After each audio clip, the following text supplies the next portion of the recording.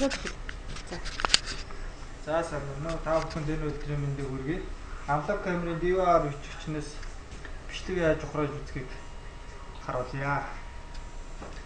За, маус 2-оо дараад playback гэд.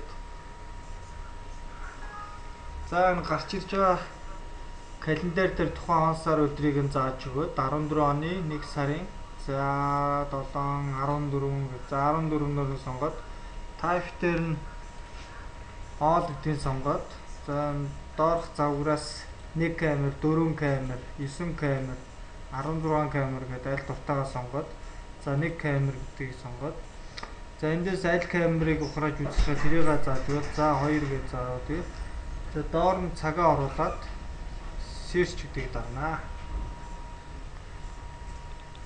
За ингээд тухайн камер 2 маань гарч ирж байна. За ерөнхийдөө бол одоо ингээл болоо да эндээс одоо бичлэг дахиж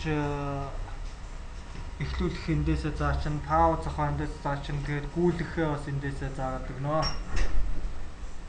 За баярлалаа.